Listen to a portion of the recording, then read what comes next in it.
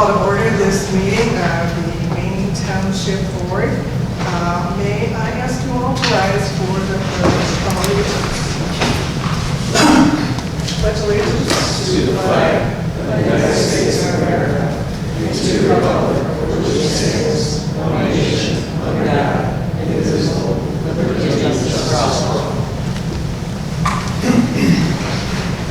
Thank you. Mr. Clerk, would you please do a roll call? Certainly. Assessor Cry? Here. Highway Commissioner Bouvet? Here. Clerk Giolano is here. Supervisor Diamond? Here. Trustee Jones? Here. Trustee Horvath? Trustee Maher? Here. Trustee Levine? So both trustees Levine and Kelly informed me they would not be attending this evening. All right, so let's look at our agenda. May I have a motion to approve the minutes of July 25th, 2023. Motion to approve the minutes of July 25th, 2023 board meeting. Second. Okay, any questions or comments? Okay, roll call, please. Supervisor Diamond? Yes? Trustee Jones? I'm not going to vote on it. Thank you. Stay. So, We have to vote or we would have a quorum. Yeah, she three votes pass. so It has to go to the next meeting that we approve then. Make a short absent. You can vote in favor of them. There's no legal I did prohibition. watch the video. Yeah. Oh, that's good. Yeah. Okay, then, okay, yes. And Trustee Maher? Go ahead. Yes. Okay. All right, fine. Moving to our next agenda item, may I have a motion to approve the general assistance expenditures. Motion to approve the general assistance, to approve payroll for pay dates of August 4th, 2023 and August 18th, 2023, and general assistance checks number 55006 through check number 55047 in the amount of $34,310.19. Second. Any questions or comments on that motion? And roll call. Supervisor Diamond? Trustee Jones? Yes. Trustee Maher? Yes.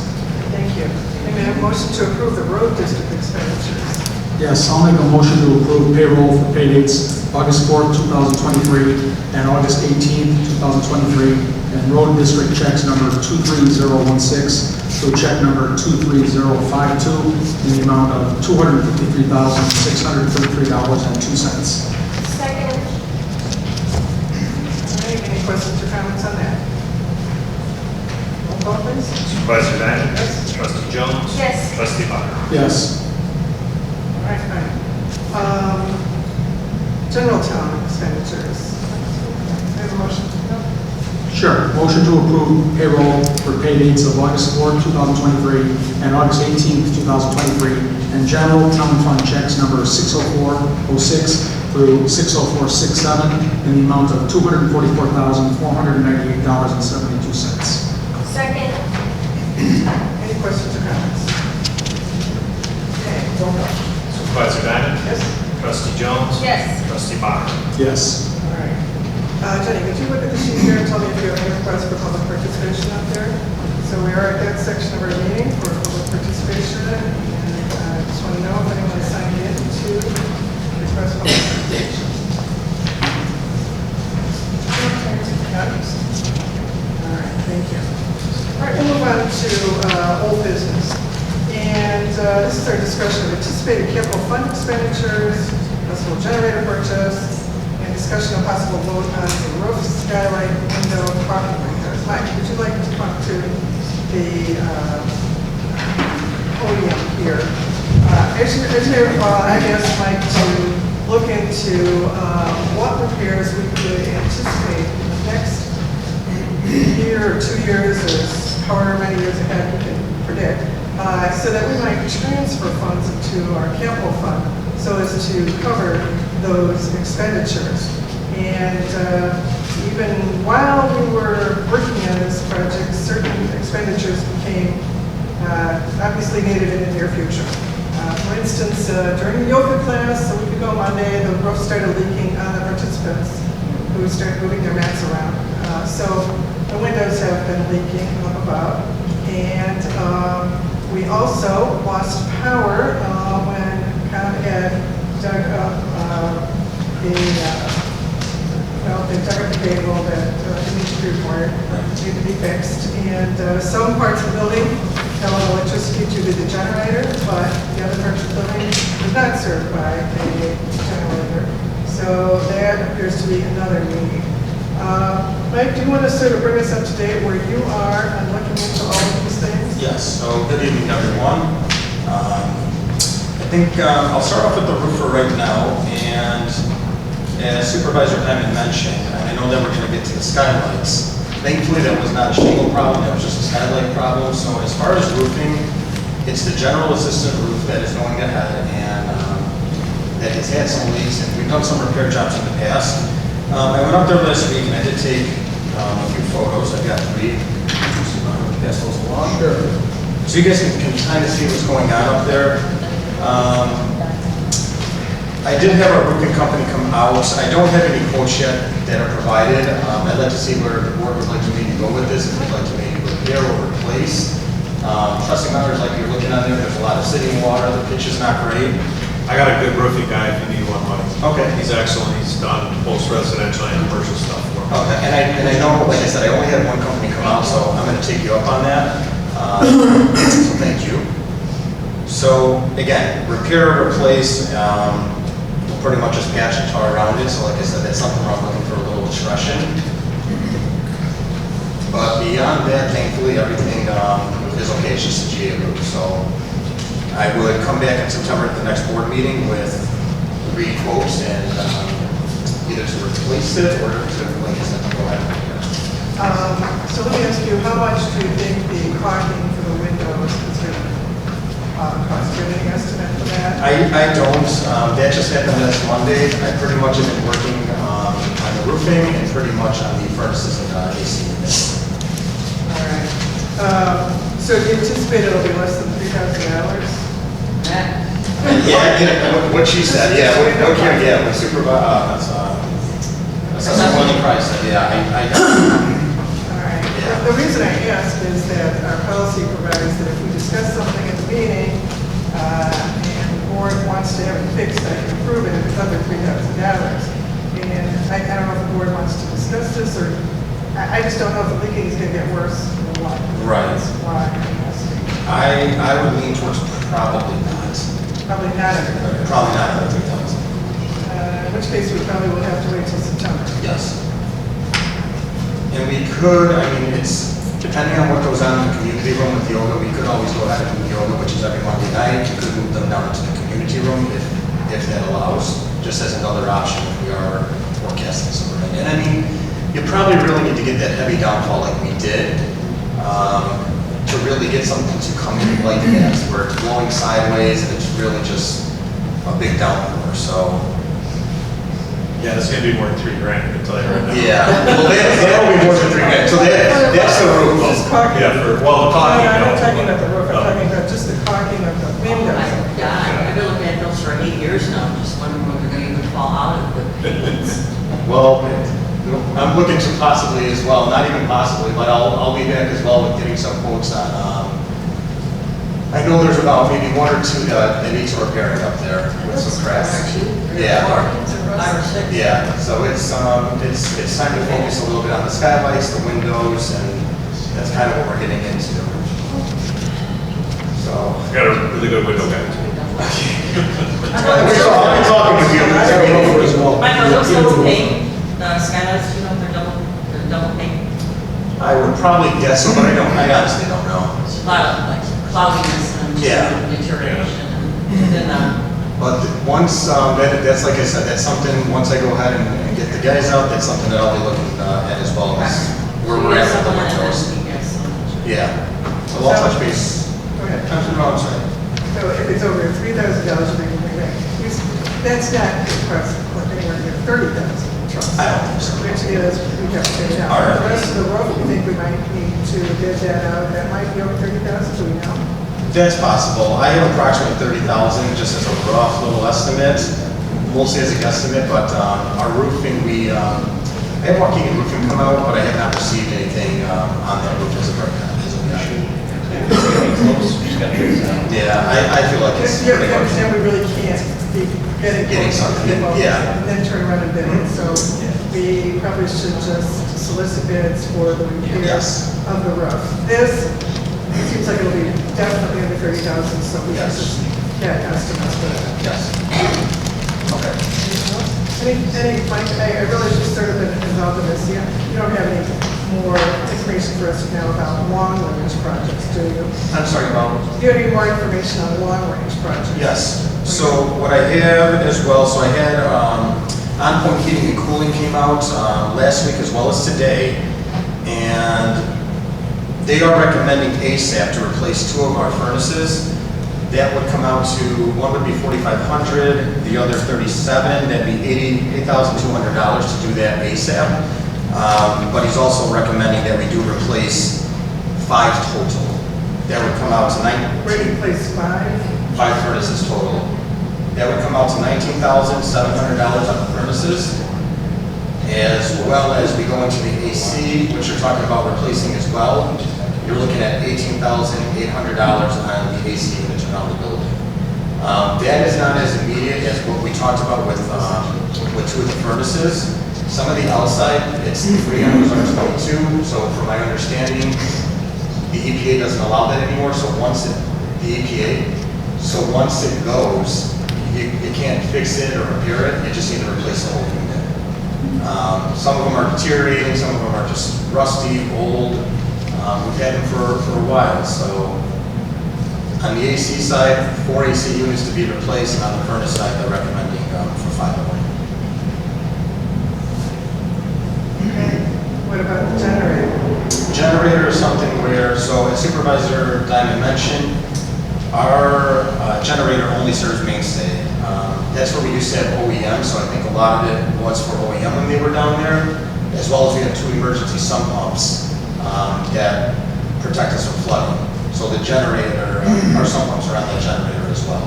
So that is it. So the rest of this building, we go dark, so if the board would like me to look into that, you are going to look at a pretty expensive cost to do that, as well as how big it is. Where would you like to put it as well? What's pretty expensive? You're probably talking, I mean, you'd be looking at 100,000 more for like a generator of that size. I mean, it would be big. Yeah, it would You'd be looking at a commercial crate generator. Yes, yeah, it would be pretty, and again, we have it behind GA, our current generator, and it's kind of behind the building. For something like this, we have to also talk about where we would like to place it. So if the board is interested in possibly doing this, I'll go ahead and start the process of that. We need to do the same thing. Yeah. Yeah. So I can go ahead and start the process on roofing as well as a generator, board, and the grease trap. Yeah. All right, anything else? That is all I have for right now. The only thing that I feel that I can do in the immediate future on my own is obviously looking at the windows and the skylights, and then the other 2 would be RFPs, the roofing and the generator. But how would you like to proceed with the furnace replacement? Do we just want to do what is being recommended in the moment, like ASAP, or do we want to look at maybe doing all these or a little at a time? Well, or, So we need almost 40,000 versus, were they all put in and installed at the same time? They were all similar, like around, a lot of what I had paperwork-wise said 2010, but on some of the units, they actually do show the manufacturer dates, and I believe one of the oldest was like 2004. That's when the one that needs to replace ASAP, 2004. I believe so, yes. Are they running okay? The ones They're- that- Knock on wood, everything is holding up right now. Everything is running. Well, I mean, I don't know, why would we replace all 5 if only 2 of them really need to be replaced? If I was giving a recommendation to the board, I would probably maybe chip away at this and probably just take care of the 2 that need replacing in the immediate moment. Continue to change the filters, do some preventative maintenance, and just go from there. That would be be my recommendation. So, And the air conditioner units, are they? nothing ASAP. Again, a lot of them are, it's leaking the R22 to Freon. That's no longer to be replaced. So that's the current issue with that. Low-hand trial, they're just not running at like peak performance, but I mean, as far as, I go around and look at the thermostats and everything is matching and meeting where it needs to be, where I go to set it. It does go ahead and get to where you need it to be. It's not like it takes forever or anything like that. It'll get there. You guys will know after tomorrow. Yeah. Tomorrow, Thursday. Yeah. I would be cautious taking advice from people that you need to replace furnaces and air conditioning units immediately at full price. Some of those prices are obviously negotiable. So I'd be cautious, as Mike said, and repair the things that you absolutely need to. We're not in the winter time, so how do we know that the furnaces aren't working effectively at all? It's summertime and the air conditioning units are working fine. The fact that they upgraded the Freon that's used doesn't mean that the air conditioning units that are all over Illinois aren't working properly with the pre-existing refrigerant. You just currently, EPA upgraded the refrigerant. That doesn't mean that your entire system has to be replaced or that it's going to be impossible to work with the new unit. And if we're buying in bulk, we should be getting a bulk price, not a flat rate for all these brand new units. Oh, this is the price of it. Instead of forcing them to negotiate with us to get a better price, especially when you're buying 2 or 3 units for the same entity. They obviously can save us some money if we negotiate. Right, and trust me, Maher, this is just one estimate for it. Yeah. So as always, get 3 and go from there and cover, Without inconveniencing Mike. No, you're right. Yeah. If there's urgency, there's urgency. Right. So, again, you're gonna get estimates for costing the windows, for estimates for 2 furnaces, which should be under 30,000. Yes. And work on bids for the flat roof, which we think will be over 30,000. And I think we're I'm hearing not do anything regarding these units for now. Except for maybe the 2, or just to do the 2 or not to do the 2 that's being recommended now. One's in the maintenance room, and I know that thing, like it's falling apart. And one of them, I was just looking at the one that's in the mainstay closet, and same with that one. I mean, there are issues with it that you can look at visually and see. That would, like I said, those would be maybe the only 2 that I would just recommend in the immediate moment to just go ahead and maybe get a couple other estimates with it. Those are air conditioners you're talking about? Those are furnaces. Oh, I'm sorry. The AC units can be something where nothing is imminent to the immediate moment. Okay. Susan, did you want to say something there? I was just wondering that if you just replace the AC, like on the line, don't you have to be compliant with the blower unit and the condenser? I mean, don't they have to, so you can't, if you're just going to replace, the ACs now, don't you further on down the line have to replace the blower units to make them, was that EPA or? Based off looking at it though, I've got the AC in front of me, I've got the furnace, and we don't have furnaces here, do we? We have blower units, right? blower units, yes. But based off, I have a furnace. yeah, based off looking at it, you're looking at like how we numbered it. He does not have those on this sheet over here, so it is not being recommended to change them both. Okay, so we don't have, isn't there a certain time element where we have to be in compliance with the EPA on both? I asked him that today, and it didn't seem like it. It just seemed, basically what he said was, you cannot go ahead and actually repair it because it is illegal. So I mean, it's one of those things, like if you know how to work on your own stuff inside of your house, and you want to go ahead and do that and get away with it, that would really be the only way. But if you're in a commercial building and you're doing this stuff, like it's illegal to go ahead and have that. But there's no from what he was saying, there's no it's just when you replace it, that's it, you're done with it, you just can't repair it. So I guess So that is then what I'm saying. yeah, to answer it, it's is. not like we have a deadline to go ahead and replace these things right now. It's just when it's time for it to go, the whole thing goes. You can't repair it then. No. So you have to, do we know the year when we have to be EPA compliant? No, I don't think there is a I think it's just, They're not when you enforcing replace it, that. you have to put a new type there. You can't put the same type there.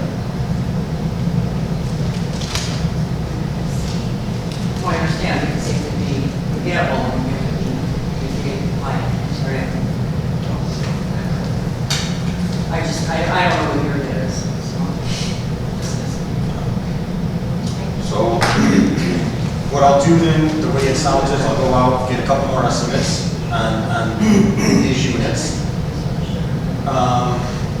We will go ahead, I'll get estimates on that, and then as far as like the roofing, and RFP, as well as, are we looking to do the generator as well? I don't know that the generator is something that I don't know, that's the $100,000 one, right? It's gonna be expensive, yeah. I mean, and that's just a very rough ballpark figure. Where's it located, like, our generator? It's one It's- giant object, right? It's behind the GA offices. Let's check it out. Like that.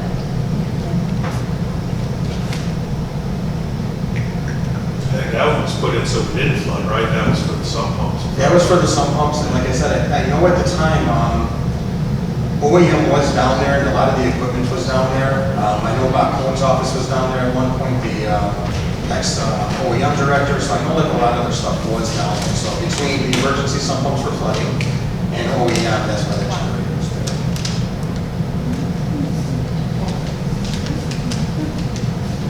Well, or, Generator is something that's normally not part of the electrical system. It's something we have at this facility because of equipment that we were worried about getting flooded, right?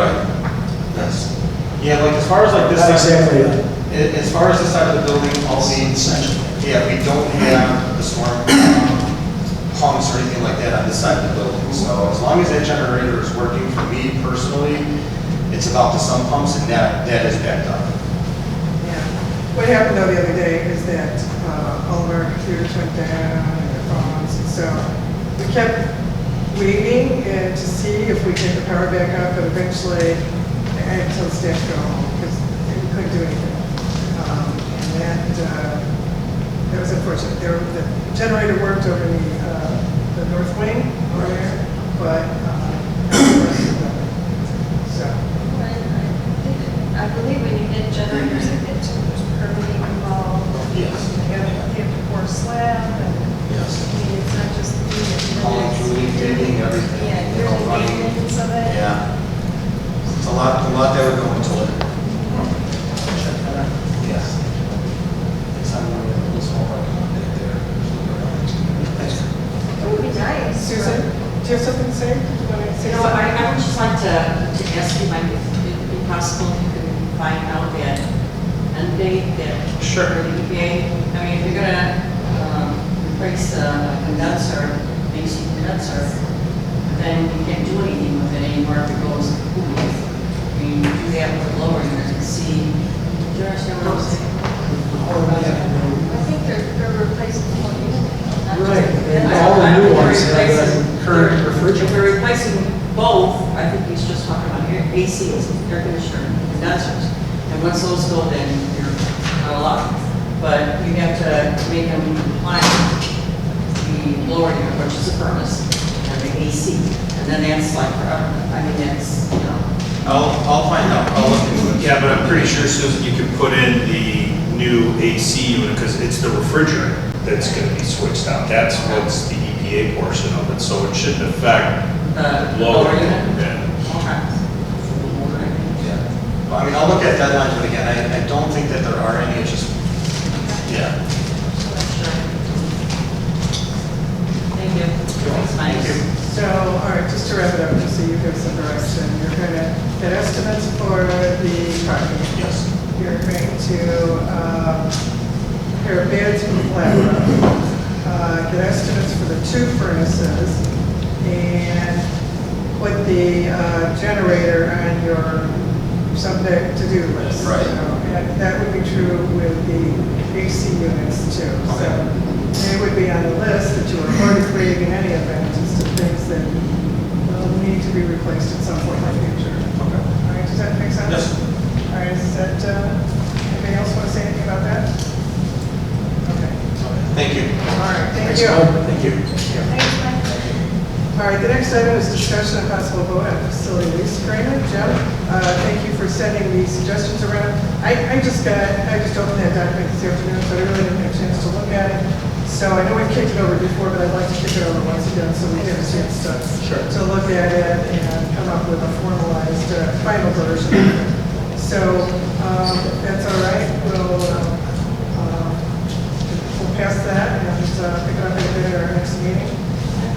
All right, next discussion and possible vote on employee tuition reimbursement program. All right, this is something that's in your packet. As you may recall, we talked about this last month, and I have some suggestions from the board members as to what they'd like to see in the policy. And we have come up with a policy with some companion forms with it. And wanted to know if you had a chance to look it over and what your thoughts are. Yes. I think it's great. I just had a couple questions, because there's so many online universities now. I was just wondering why we limited it to only Illinois schools, and why it can't be an in-person classroom. You know, I'll tell you why we put that. We were just trying to avoid having employees go with perhaps less than legitimate universities. We just wanted to make sure the schools they were going to were accredited and, you know, that our employees were going to be earning a degree from a legitimate university. That's why that's in there. Now, we could change that, but that was the concern. And, you know, if you want to change some of those words. No, I was just curious. That's where that came from. Okay. Because I mean, there are a lot of accredited universities, from what I understand, I haven't gone to school. That, are not in Illinois, but still get accredited, and also in person. Well, they offer it, but although the applicant can attend some classes remotely too. So again, it was the same effort to make sure they were not like the kind of university you used to see, Dr. Steyer's going back to the Right. No, it's not like. So we just wanted to make sure it was a legitimate school that we were reimbursing tuition for and our employees were going to. But that, you know, that's what that went to, and if you have any other thoughts on that, that's fine. I think it's great. Susan? Susan, did you want to say something? No, I'm sorry. Okay, all right. Jim? Just looking at it, I didn't have a real big chance to look carefully at this, Karen, but it looks like I guess I'm in favor of anything that helps the employees with education and advancement. Just wondering if, of course, the study must be related to the employee's current work, if that's always going to be easy to determine. But You're right, that's tough. It's kind of tough. But other than that, I guess I'm in favor of it as long as it's not unduly restrictive and there's an interest in it. I think there is an interest in it. Okay. So, You know, that helps people, All right. encourages them to stay here. all right, now these will That's part of go it. to your place too, Susan and Pete. If you have any other thoughts or comments about it. No, I read through it. It seemed like a pretty reasonable program altogether. I think it's a great idea, so I'm all for it. So the township will be for my employees also to be educated. Sure. Yeah, under the terms of the policy, yeah. Okay, very good. Tax program, when Susan's employees. Knowledge is a good thing, knowledge is a good thing. The better we'll all be, right? I agree. Okay. All right, so, I like it. then would one like to make a motion to adopt the tuition reimbursement policy? Motion. I think we should wait until we have a full board, board. That would be I mean, I'm not against it, but since we don't have a full, we only have 2 trustees, I would rather do this at a later time when we have a full. Table it? Yeah, that's what I'm asking. You want At to least make a once. table it? Yeah, so we can think of it a little bit more. Okay. And the other 2 trustees can be here to give their input as well. Okay. Is there a second to table that? Sure, second. All right, all in favor? Just do it. Aye. Okay, all right. So let's hopefully address this. I think there may be some employees who are anxious to use this if possible. Okay. All right. Okay. Yeah, because if it starts in, the semester starts in September. They've already started for the most part. Oh, in August, most, so then you have to wait till January, maybe? Well, they could probably possibly then submit it for reimbursement after the policy. Yeah, gets that's approved. true, like retroactive. Yeah. Yeah, look at the language there and see if that We have the ability to trigger it instantaneously anyway. Let's say we voted on it today, would we have immediately be able to put it in force? There is one provision in here that goes to that. I don't know if Dana would be able to do that instantaneously, okay? Okay, ready, go. Right. Tomorrow, who wants to go to school? I know some people are interested in going in the fall, but the thing is that they could pay for the courses. So obviously, I'm assuming the fall classes end around holiday time. So I think putting under old business for next month, we would still be fine. I don't think the courses end probably until December. I think putting it off, because we reimburse the employee, they fund the money and pay the university. Okay. So I think putting it off over a month, we'd be fine. Okay? I just have Thank you. another quick question. Yeah. Not suggesting you guys, but I didn't see, some of these tuition reimbursement programs pay according to what the grade is. Yeah, They pay, right, 100% for an A, 90%. right. And I didn't take any reference to that. I said it would pay for a passing grade because some classes are pass fail these days. Students don't get a letter grade. Okay. So I believe it says for a passing grade. I think that's what it says. We may also want to put something in about language skills to get bilingual people. I don't know if that's What? I'm sorry. bilingual language skills, classes that teach people a second language. Well, I think that, that would be It's probably related covered. to person's job if they were Something to think about. serving the public. Yeah. Yeah, I think. Right, something to think about, language skills. All right, any other comments on that before we go? Okay, all right. The next, now we're moving on to new business.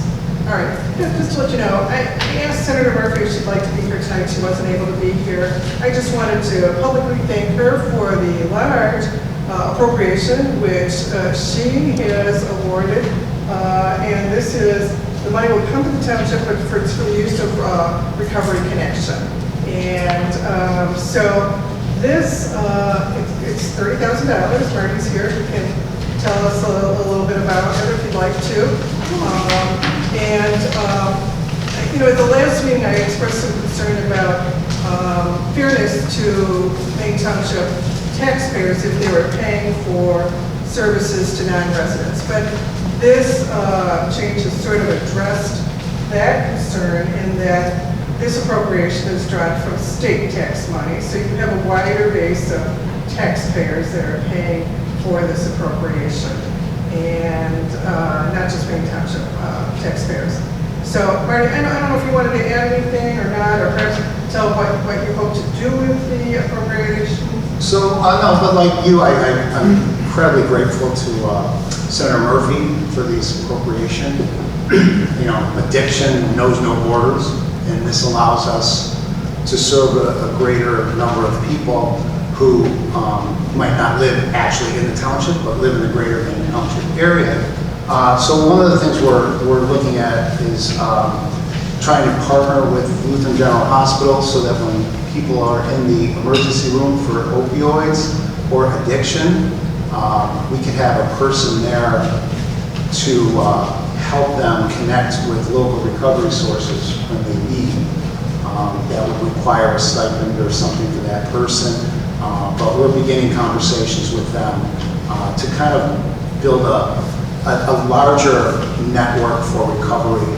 And this is the first step to do that, where it's not just this area, because as I've said, it's addictions everywhere. It's coming in and out of our communities. There's crime, there's driving under the influence, it's all over the place. So that's the serious part of this. The other part is, yes, we would use it for recovery-related events to help people engage with other people who are sober and make sober connections. Those are the first couple things, but I'm sure we'll come up with other ideas as we move forward and partner with other local agencies and governments from the northern suburbs. While you're up there, why don't you mention the September 27th event? So yes, September 27th in this room, working with my colleague Rich and the Park Ridge Opioid Task Force, the Village of Niles Engage program, and Chicago Behavioral Health, we're kind of having a one-stop shop for the opioid fentanyl crisis that's going on in the country. And it's basically set up where we're going to have, myself, I'll be talking about the community aspect, but we have Dr. Kenji from Lutheran General Hospital, who's going to be talking about the medical part of addiction. We've got a representative from the DEA, the Drug Enforcement Agency of the federal government. He's coming to talk about how these drugs are coming into the country and what we can do. We're making everybody aware, parents, educators, healthcare, but we're also going to have it's a trailer. It's going to be in the parking lot, and we're strongly encouraging parents to come through it because it's a mock-up of a teenager's bedroom and where teenagers might hide drugs or other paraphernalia. So they could go through this trailer. It takes about 10 minutes, and it kind of tests them on where they would look, where their kids could potentially be hiding drugs. So it's the community response, kind of things like we're doing here in Maine Township. It's the medical part with what they're seeing at Lutheran General Hospital, and it's the actual drug and alcohol, the illegal drug part at the DEA. We also may be having a participant from our recovery program who may tell her personal story of growing up in Maine Township, finding recovery in Maine Township, living in Maine Township, working in Maine Township, and becoming a mother and wife. And her career with drugs began as a student in Maine Township High School. So we've got a lot to fill that time, but I think it's going to be very beneficial. I did put some flyers in your guys' mailbox, and I know Rich is a PR expert, so we're going to be getting this information out. It's September 27th, I believe, at 5:30. You can start touring that the trailer that's coming all the way from Joliet, and then we'll be here until I think about 8 or 8:30. So if anyone has any questions, please feel free to ask. Thanks, Mary. Thanks, Mary.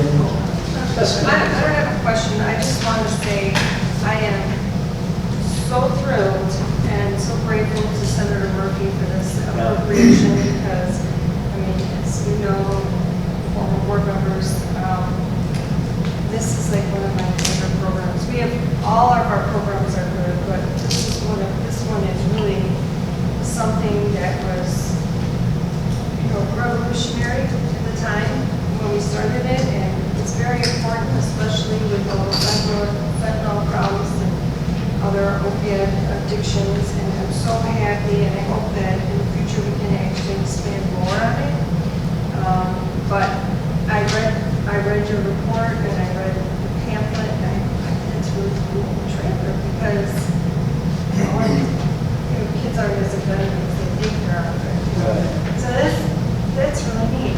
Yeah, it's a new thing. We've been trying to get it out here for a few years, and interestingly, the schools, the parents seem to want it, but when the school administration gets involved, they don't want it. It's kind of like not in our backyard. So we're very fortunate to get this here.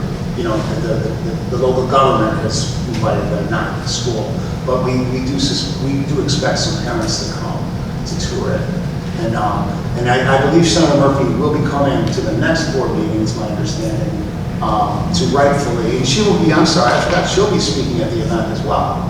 I forgot to mention, she is one of our speakers at the September 27th event to talk about funding. So stuff like she's done here for us, she's going to be talking about, there's tons of money at the federal and state level that are going to communities for addiction. And she put us right at the front of the line, which is great. So yeah, she'll be here for that. And yes, and I want to thank you, Kim, because you were an early architect of this program back in 2015. And so all of the work that we do it's great that you continue to support and lead and give us great support and ideas for making this thing go forward. So thank you. This is all good news. Thanks. Thanks, Marty. I had one thing, too. I was thinking the same thing, exactly the same thing as Kim just said. I wish you were here, Senator Murphy, because it seems to me she came to the rescue to us. It shows her political skill, how attuned she is to township government, especially Maine Township. She knows our troubles and sometimes when we have problems. She's right on it. So I wish I could thank her personally because that's a great thing that she did. Yeah, like I said, I think she'll be here at our next board meeting. And I think it'll be in hand by then, so that. You mean to present the check, is that what you mean? Okay. Correct. Great, okay. Thank you. Thank you. Thanks, Marty. All right, okay, fine. Let's go to our next item, which is discussion and possible vote on hiring a grant writer on a contract basis. Oh, did I skip it? Oh, I skipped it. I'm sorry. All right, you're right. May I have a motion to adopt the township holiday schedule for calendar year 2024? Did you have something you want to say? May I? Yeah. Thank you. I was just looking at the calendar and it's pretty good. But you know, the 25th this year for December is on a Wednesday. And I'm thinking that staff should be able to take off on the 24th. And if not, I'm okay, it's just a half day because a lot of ethnic groups, a lot, you know, people in their ethnicity, they celebrate actually on Christmas Eve. Yeah, that's So I would say that staff should be let off. Yeah. That's my point. Is that in perpetuity or? Well, You know, it's just adding an additional day to our list of days off. well, you know what, there's very light traffic that comes in on Christmas Eve anyway, because everybody is doing the celebration of the holiday, and you're having staff just sit there like doing idle thumbs. So I don't see that they should get certainly a big day off for that, because I would, you know, of course I can vote on that. The decision is in with the trustees and the supervisor, but I would maybe suggest the president. That is fine, that is fine. I'm a little concerned that this is, you know, most people consider it a religious holiday, and we're giving one day off already, and we might get requests to give other holidays for other religious groups an additional day off too. So I am concerned about that too. Well, we might have to pay.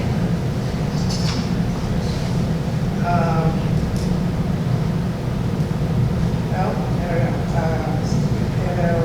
And again, I'm just concerned about other groups saying we don't get any holidays paid off. So, Well, maybe we'll have to get to the point where we will have to do that. I don't know. I think that, you know, I will check for you to see if that other governmental facilities are doing that. So if you want, I will do the county, I will do display, I will give you that information. yeah, I think this list is from the state, is that right? This list of holidays is from the state of Illinois. That's where it comes from. State of Illinois. Juneteenth is a state holiday. Yep. Yep. So, yeah, we just did Juneteenth two years ago? 2 years ago, I think we had it. Is that right? Yeah, so we have one extra holiday that we didn't have 2 years ago. So if you want to check with other bodies, you can do that. I certainly can do that. I'm just concerned for the reasons I just. Okay. How about it? Okay. Okay, you know, we have a lot of other religious groups that just don't. That's right. I mean, as a supervisor. I'm sorry? Yeah. You say no?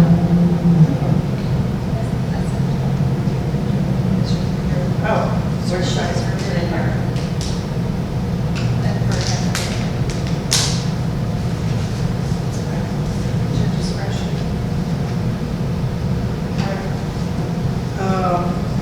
so, I don't know, do you want to vote on it now? We probably should before too much time goes by. Is there any reason we need to vote now as opposed to next month? Dana, I'm looking at you. I don't know if my law has to be voted on by a certain date, so is it possible to vote on it and then we can revise it? I don't know, Kurt, do you know that answer? There's not going to be any obligation of us to do this in in August. Okay. But if we want to vote on it, we'll always revise it. So Okay. that's what this is. Maybe we should do that, and then if we decide to change it, I can put it back on the agenda. Yeah. I'm thinking maybe we should vote it in, and then I could always put it back on the agenda for revision. I was going to ask for trustee appreciation day, but I don't think Kurt would advise me. Say no. Sounds like a great That's our law. It's got broad discretion with vacation days. Or holidays. Is there any reason why it's just the next week till next one? I don't think there's a reason that we can't wait. I just know we always do like super early, just because people start to plan their Yeah, time off. vacations. I know August seems really early for like, this time now for the following year. But just sometimes the departments try to plan, the employees in each department try to plan to take off when, so many months in advance. I don't need enough month. It's a big difference. So Christmas is on Monday this year. Well, yeah. We haven't done on, This is for on Wednesday. 2024. Oh, that's This is for 2024. Oh, so Yeah. then it's leap year. Christmas Eve. I know, that's already down in my head. I was like, Sunday. That's And you were there. what, Close to Christmas Eve. All right, well, we can, I know, it sounds like you want to wait till next month. Is that okay? As long as nobody has an objection to it, then a seat and Kelly can be here. It's all good. All right, it sounds like we're passing. There's no motion on the table. Okay. I can go either way. Me too. Oh, okay, if anyone wants to make a motion, please make a motion. I always reopen. Motion to pass the 2024 Maine Township office closed calendar subject to change. Second. Okay? Mayor roll call. Supervisor Diamond? Yes. Trustee Jones? Yes. Trustee Meyer? Yes. Okay, thank you. Let's move on to our next item, which is discussion of possible vote on hiring grant writer on a contract basis. You may have heard me mention a number of times in the past how I have tried to apply for grants, it's very time consuming, I don't think I'm good at it. And then I think there are a lot of grants out there that maybe we're missing out on. I did go to a seminar recently on how to apply for grants. It was put on by Senator Billow. I'm saying his name right. And it was a very well done seminar, but I was left with the impression more than ever that this was really difficult to do and very time consuming to apply for these grants. Number one, to find them. Number two, to figure out if you're eligible for them. Number three, to fill out all the paperwork, to fill out all the budgetary information, to collect letters of support from various areas. So I just feel like we could really benefit from a grant writer. So I would like to hire a grant writer on a contract basis. And what that means is this person will not work full-time or part-time, but instead we will pay them by the hour for the work that they do.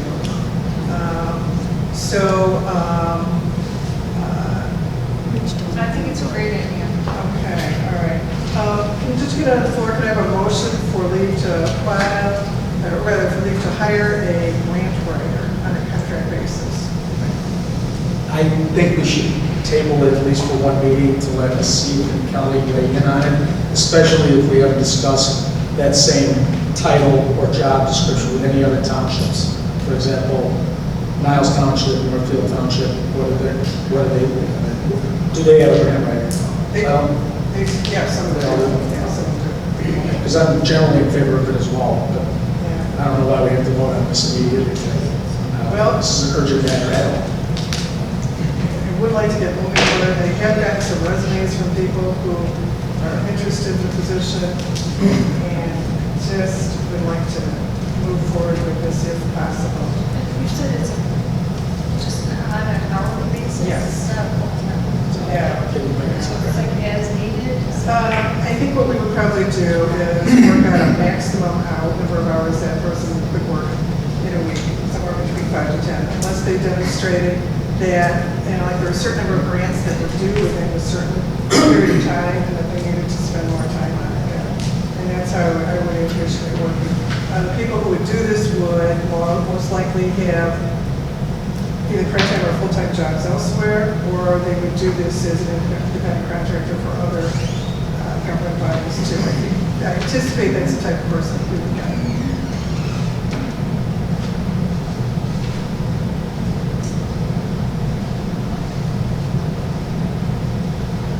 So, would you like to second or no? No? Are we not? All right, well, I guess I can second. You can second. Sure. All right, do you have any other thoughts about that, or? No, it's just, I think we should hold off on it, there's no urgency, and we don't have a full board. So that's the only reason I'm against it now, and why I would go against it. If we do. I should ask other members of the township officials too, because this would apply to grants that might be available to you too. I think it makes sense to go ahead and move forward with it personally. We've got a quorum, so it seems like we're deferring all our business to next month. and It's going to make for a busy month There's next no month. guarantee that we'll have a full board next week. Susan? I think it's great. They're going to do some, yeah, some would be the great. Okay, Pete, do you want to call the roll? Sure. Supervisor Diamond? We'll say yes. Trustee Jones? Yes. Trustee Meyer? No. All right. Okay, let's go on to our next item then, and that's discussion of building security issues. And I've been just really surprised and dismayed how many building security issues have come up just during the past month. I mean, maybe some of them were percolating before that, but a number of things have occurred. Susan, would you like to detail what happened today and yesterday? This is just one of the number of concerns. I'm sure that you're all kind of privy of what had happened within our office. I don't know that last 2 everyone days. is. Yeah, I'm not sure, but I will give you some information about it. Yesterday, we had a gentleman into our office, and one of my deputy assessors did work with him and worked with him for 45 minutes. We are in a situation now where we're open for appeals, and not only that, but we're doing senior freeze exemptions. So we're constantly busy, and a gentleman in my office was working with this particular person for about 45 minutes and not get any kind of closure. I kind of gave my Liz the signal. I said, let's go. We got waiting calls and everything, and she told him, it's time that we have to move on.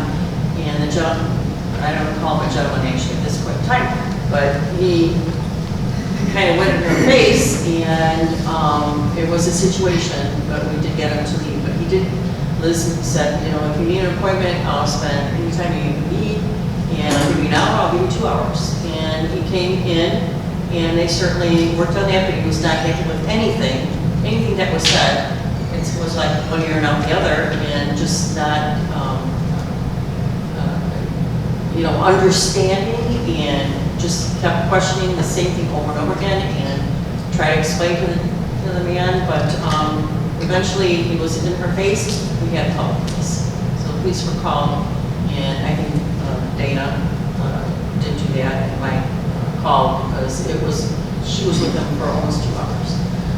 Well, he was a little bit upset by that, but when the police were behind him, he a little bit backed off, did eventually leave, and then he came back. So we had called the police again at that point. I think at that point he was waiting for me. I had not had intentions of coming in today before the meeting, but he was escorted by the police today again. But it's very intimidating, and I'm sure that you can realize it too. And I think that a lot of I'm sure GA has had it, different Maine State has probably had it, where you feel that intimidation. And I mean, if I have someone hiding in another office to just avoid a person, I mean, it's really detrimental on how we do our service to our community. And if we can't deal with him anymore, and it was a little bit intimidating because he had a backpack on. Once in a while, Mike told me he was touching it. So, and I was expecting him, because Dana had told the officer told Dana that, but they're having a meeting tonight. So indeed, I was expecting him to be here tonight, and I was ready to handle that.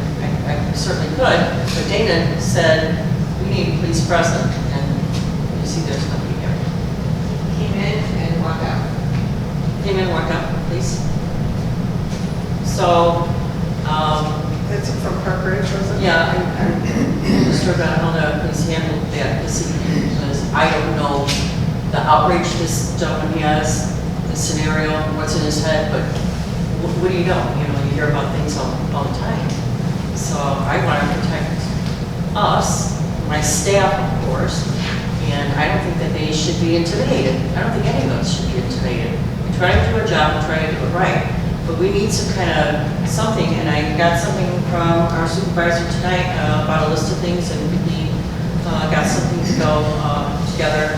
I mean, years ago, we even actually talked about having an entry where we come in and you know, we could tell they had a gun or something, you know, on the, and had that installed. I think it was not really cost effective at that time, but what, for us, our security, what's cost effective, you know what I mean? So I think this is going to have to really be discussed. I mean, we've had situations before, but not where I have like people like trembling because of someone who's so big and so adverse to anything that we say and challenging us. It's not right. So I think I would like to go further and discuss something that we can implement.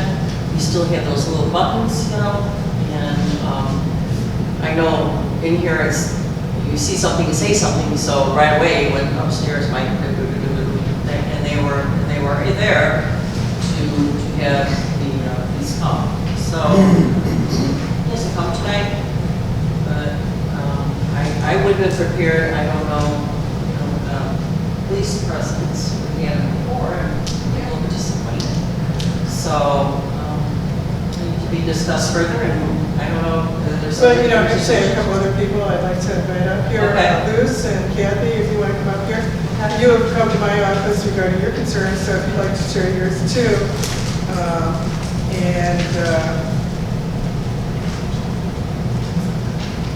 Hello, everyone.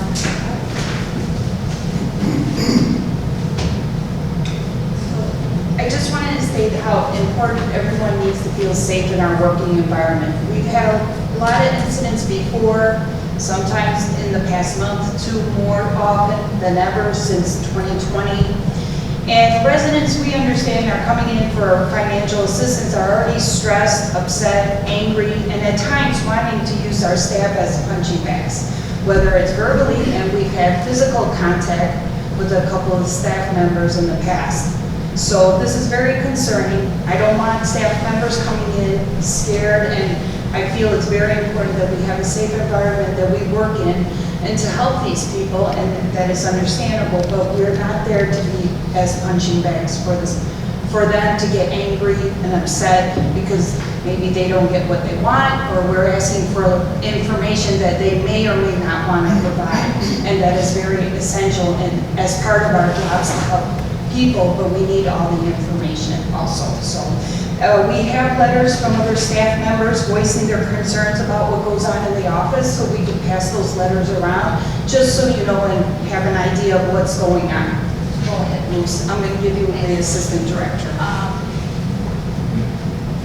Thank you for listening to us. It's very important for our department to have a support, especially now more than before, because since COVID-19, people are getting very, very aggressive to us. I was a victim of an attack.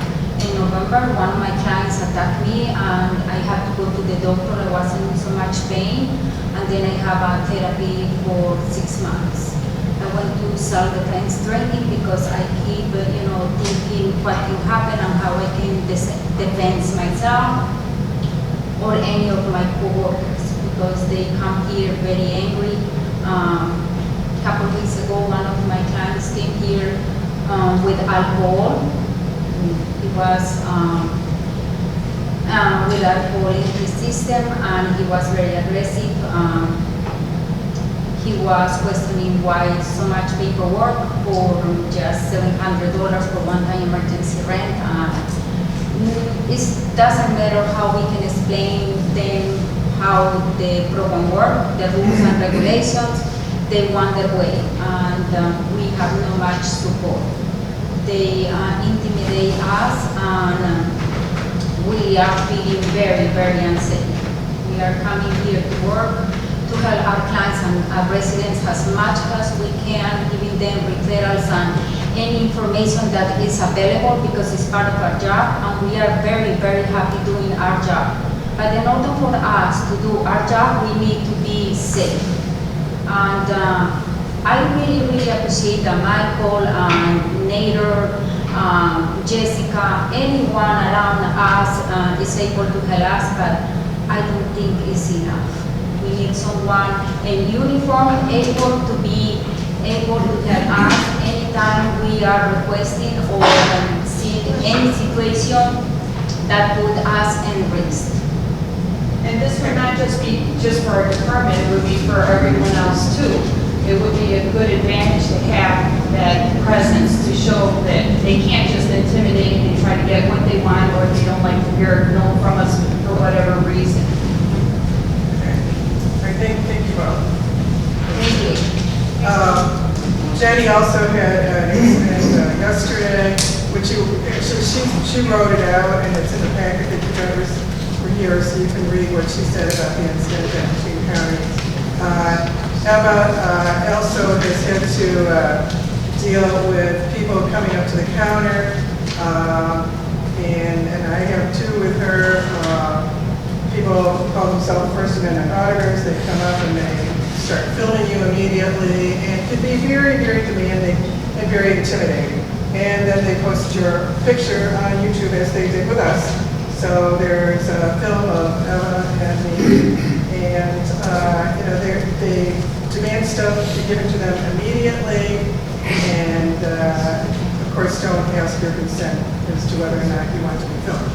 So I mean, it's just we've had a number of things that have happened over the past, I think, few months, which have been very upsetting to our staff dealing with the public.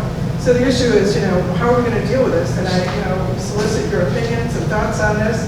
I'll tell you a couple of things we are going to do. I have a couple of officers from the Chicago Police Department who are going to come out, hopefully in a couple of weeks, and they are going to talk about conducting a property assessment to see how safe the area is.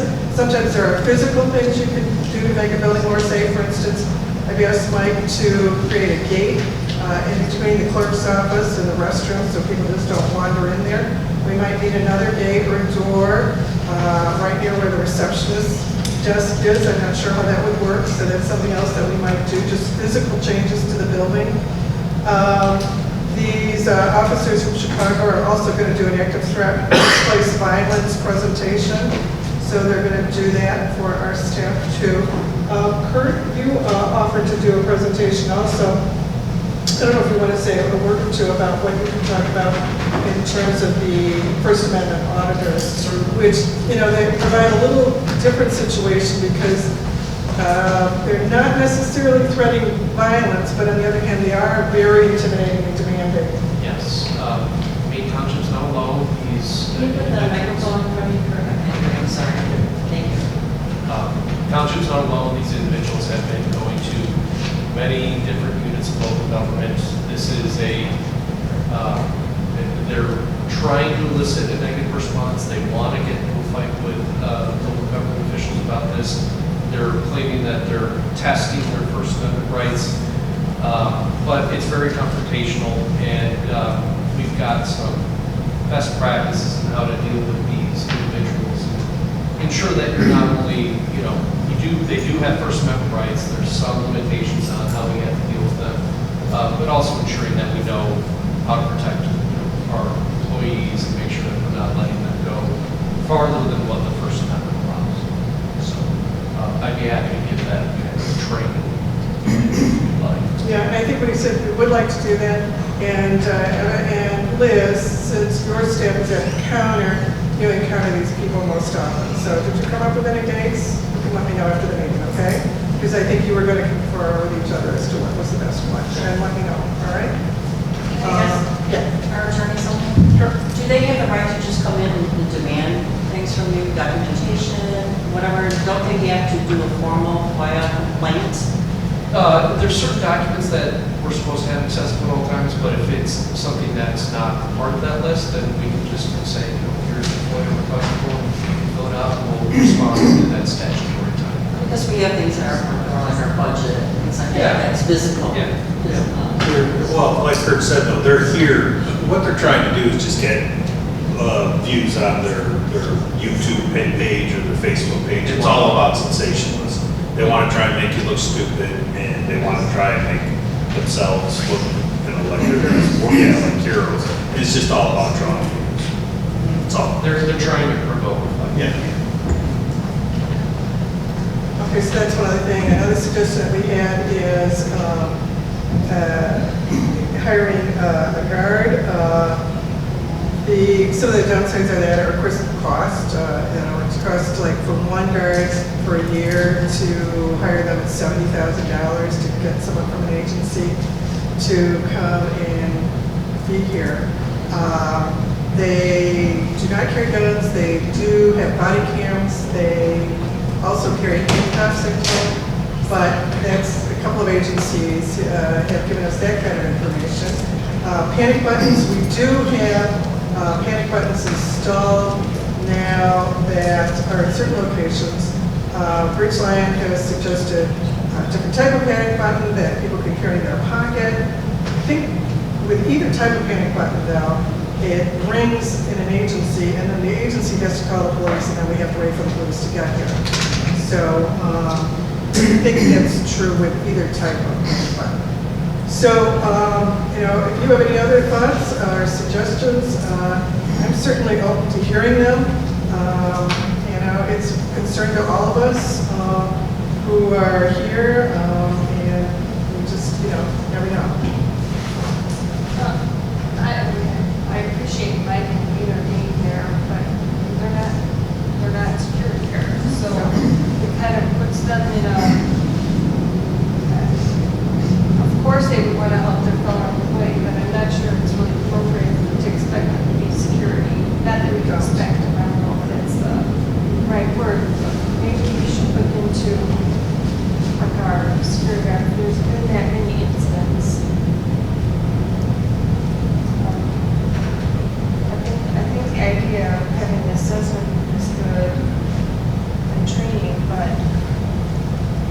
I don't know how much deterrent that would be. Jim, do you want to say something? Yeah, I'm just really surprised. This is the first time this issue has ever come up. Since I've been a trustee, I've never really heard any stories about security, so I'm sorry to hear that these events have actually happened. I had a security company that I represented. Most of their guards are trained not to intervene in any physical interactions at all. So that's one of the problems with the security guard. You got to remember is you need, so to me, an internal person who works who's not afraid to physically get involved, to get between the disruptive person and the employees, which you need. So, I'm thinking a person who works for the township already, someone who's intimidating looking, might solve the problem rather than a security guard who you're going to have to pay. And like I said, they're trained to avoid conflicts at all costs. I don't know if anybody's seen the commercial. Call the police. I'm the security guard. They're trained to not physically do anything. Which is not what we want. The ladies that work here want someone who's going to prevent this person from lunging it down, pushing it down, doing it physically. Someone who's willing to get between this person and the employee. The key to a security issue. But I mean, this seems to be pervasive in society. I go to the bank and they won't let you in unless you show an ID. There's armed security guard there. It seems like, I don't know, recently I've been noticing,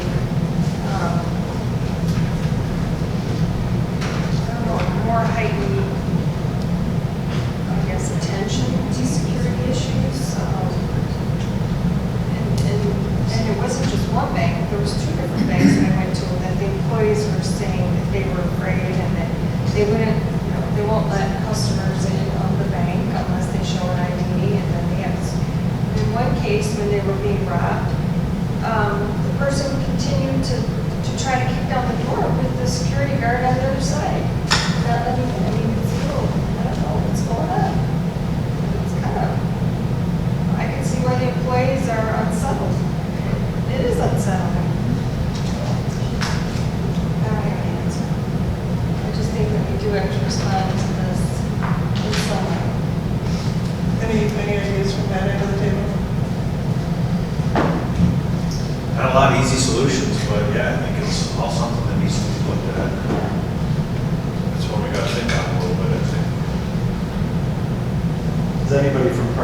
Bush PD, would they like stop by at all during the day, or Cook County, or? Well, you want to just tell them what happened with the PD's office, the police department appropriates just now?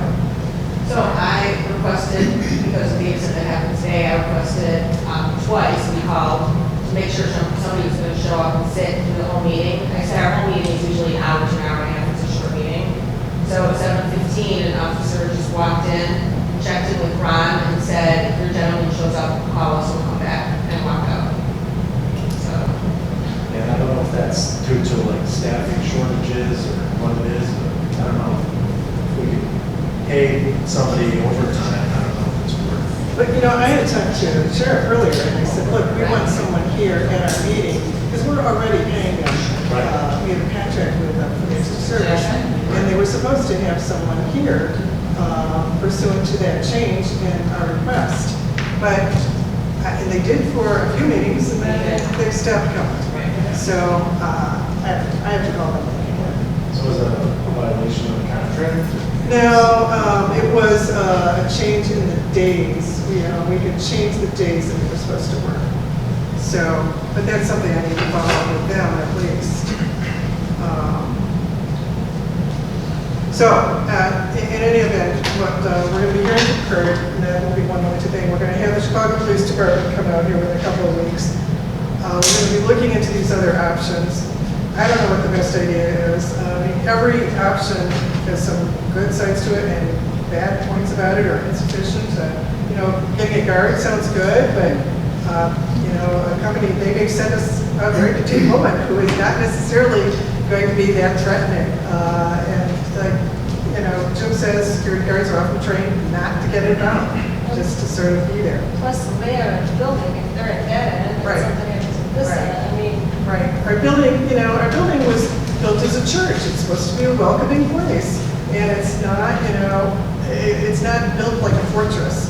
So it's sort of hard to control people walking around too. Can I just offer a quick suggestion? Yes, sure. Mayor and I have gone to many of the schools that organize different projects and stuff. Many of them have retired law enforcement or off-duty law enforcement that are looking for a side gig. I would suggest that, because they are armed.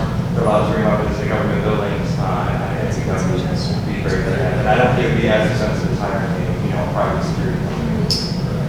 And they can intervene, and they can. can I ask you a question? Are they in any type of uniform? Because if they're not, they don't look physically intimidating, then that's not going to do anything. Yeah, so the schools that we've been to, they typically have a polo on with a badge from the police department that they're associated with. Or retired law enforcement, similar to what Mayor has been creating Maine Township emblem, they have something on their holster. You want to have these guys, give them big guys, and he's got some powerful people. Yeah, that's a good suggestion. And retired police officers are always looking for. Yeah, the retirement age is fairly young, in the state of Illinois, so there's a lot of men in the 50s and 60s that are very able-bodied. Or supply everybody with foghorns. Supply everybody with a foghorn, when he becomes an Air horn, you mean? Air horn, is that it? That'd be cool. That's just a thing. Catch someone off guard.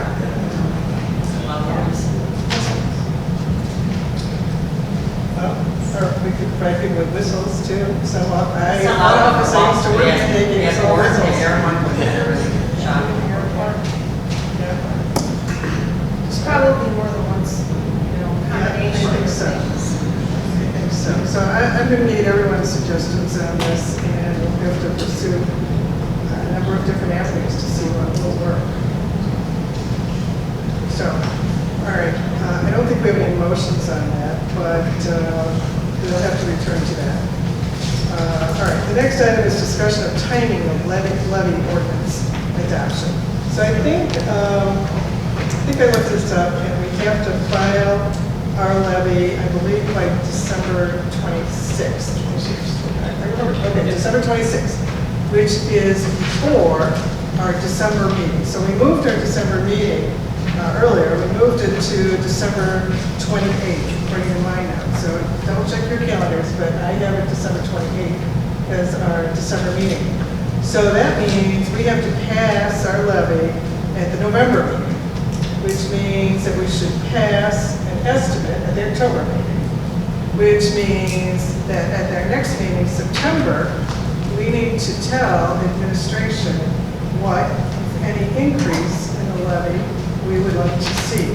So, in furtherance of that, I made sure that you have, as you always do, the budget, and you also have copies of the last year's levy and a chart showing you what the levy was for the past few years, like past 5 years. So you have that. You have. What does that look like, Karen? What's that? What does that look like? Thanks. It was, yes, it looks like this. Looks like this. Thank you. You Okay. have that? Yeah. Okay, great. I also gave you copies of bank information. Right. So I've given you all pieces of information I think you might want to evaluate where we are financially. You might also want to take into consideration that just tonight we need to replace the roof and the windows and a couple of furnaces and maybe down the road, the air conditioner and so forth and so on. So all things to take into account when deciding what our levy should be next year. But in September, we really do need to give administration directive as to what we want that estimate of levy to look like, so we can pass that in October. Okay. Does that make sense? Yes. All right. Okay, next one is a fairly simple one. Discussion of possibly moving future meeting dates to the last Tuesday of the month. This is something the staff asked me to bring up. This Tuesday is not the last Tuesday. This is the fourth Tuesday, but not the last Tuesday. And it causes problems with getting bills out. There's a crunch there. I don't know if anybody wants to explain this, but several staff members have told me that it's difficult to pull all the bills together when the board meeting is the fourth Tuesday instead of the fifth Tuesday. So I want to know if you have any objection to moving the moving our monthly meeting to the last Tuesday of the month, starting with next year. So that would, starting with January, moving it to the last Tuesday of the month. That would cause any conflicts for anyone? There's only like 3 months in the year, which. Yeah, in most months it's not a problem. Most months the fourth Tuesday is the last Tuesday, so it doesn't make a big difference. You know, But only 3 there- months a year that It's a there's a problem. fifth Tuesday. Right. I think it makes sense to have it the last. I like it. Okay. All right. Sometimes I'm like, wait a minute. All right. Which day is it this month?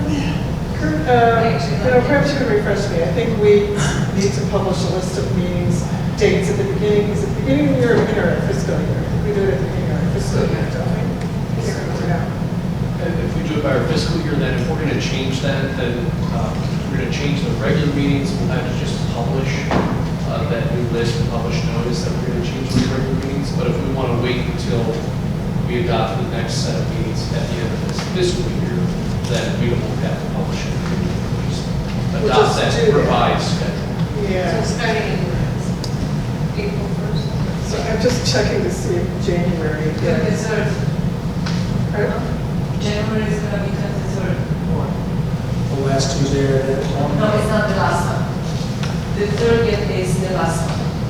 Wait, I can't understand what you're saying. Is there five, are there 5 Tuesdays in January? Yes. I see. I was getting used to the third Tuesday, so, but if it helps me in 4 weeks. Or whatever we were doing, I got adjusted to that, so we're gonna change it. We'll try and remind you, okay? Well, yeah, that would be great, but I appreciate that, because I don't want to miss meetings. I missed one, I could have been here, but I had a trip scheduled. Otherwise, I would have been at that meeting in March. But if it helps our employees. Do we want to make a motion to move that to those meetings to the last Tuesday of the month, beginning with January 1st? 1st of '24. I'd like to defer. Oh, did I? Oh, you're right, never mind. Kurt's right, I did not say discussion and vote. So we'll have to kick this over to next month. That won't make any difference, really. I'll get everybody's input as well, since it's not. Okay, so we will put this on next month's agenda. Next month does not have 5 Tuesdays. That's okay. All right. So the proposal is it's going to be, so I can keep this in my memory, if we vote on this, it'll be the 4th? Tuesday? last Tuesday. Well, last Tuesday, running. Last Tuesday. Thank you, last Tuesday, thank you. Okay, next item, I just want to remind everyone about the Troy Conference. And if you haven't already, if you want to go to it. If you haven't done so already, please let me know. Okay? All right. Okay. Who's in so far? Who's in so far? You want me to tell you who's so far? Yeah. So you, Asif, Karen, Pete, and Ed. Okay. Okay, next, discussion of upcoming events. If you flip to the next page of your agenda, you'll see the list of our upcoming events. I think we've talked about all of them a little bit already. One thing changed, Landmark Walk is now going to be October 1st. It was in September, but they moved it to October 1st. So I think that's settled. You know, it's not tentative any longer. I have our agency funding meetings here. Rabies vaccination day. Trunk or treat, that'll be something new. And of course, International Fair Festival will be here too. So you might want to hang on to this or just use it to annotate your calendar about things that are coming up. Okay, any questions about upcoming events? All right, and official reports.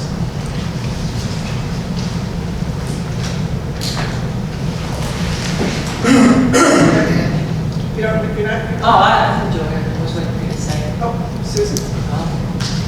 I did go to the Pakistan Day at Deep Park. Was really heavily taken over with lots of people and just festivities. It was very, very nice, and I think Asif had a lot to do with that, so that was great. In our office right now, they extended our date for the senior freeze application. They sent out a new mailer, so they put it to September 1st.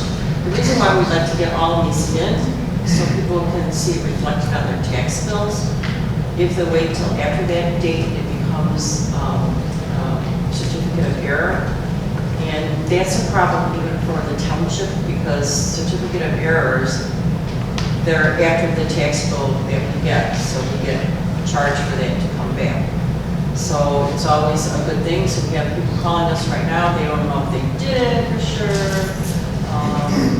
and they have, but other people are coming in too. So also, and then we're still working on working with the county. The county has our appeals open, so working on that also. Thank you, everybody. I'll be quick.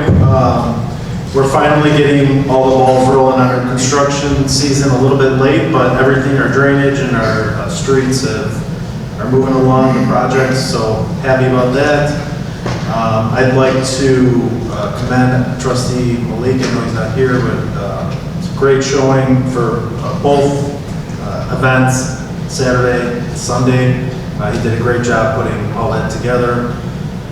And finally, I was able to go to an event at one of our agencies that we fund, Northwest Compass. They had a nice event in Des Plaines that I was able to go to, and they highlighted all the services that they had, and it was really nice to go there and meet people in the agency and kind of see what they do. So that's it.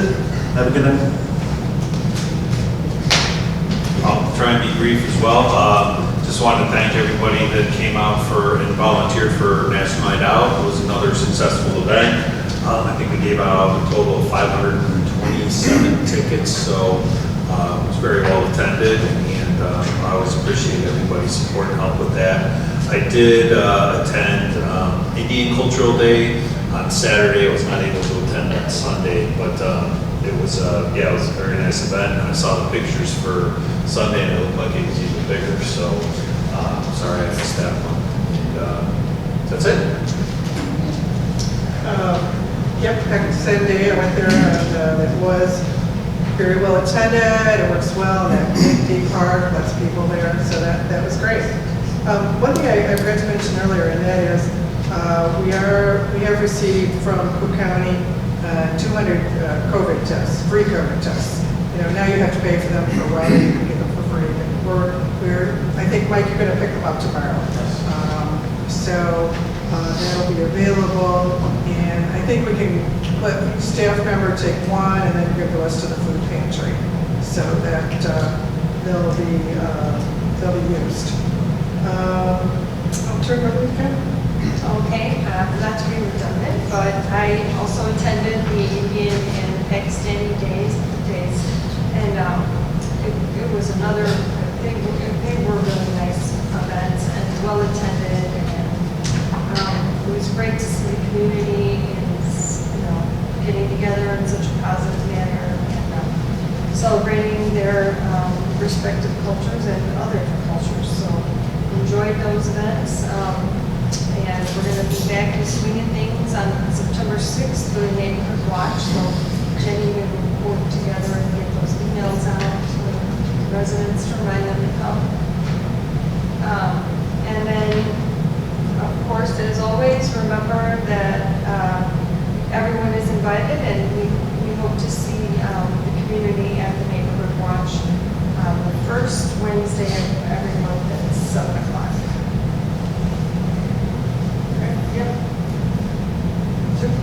Thank you, Karen, for giving us these bank balances. I'm looking at this, and I just want to commend everyone that works for the township, especially Dana and her staff and all the other departments.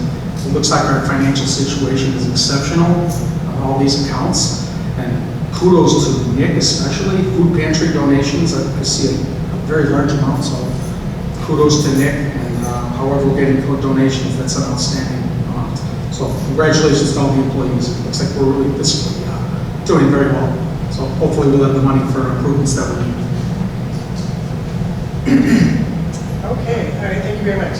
So we have an executive session now for the purpose of discussing litigation, which is probable or imminent.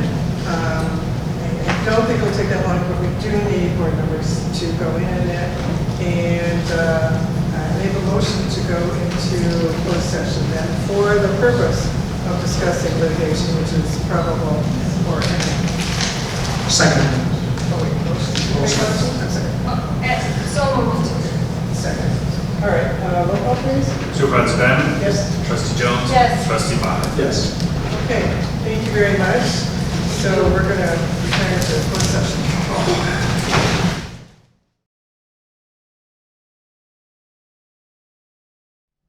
Adjourn? Motion to adjourn. Adjourn. Second. Second. May I roll call?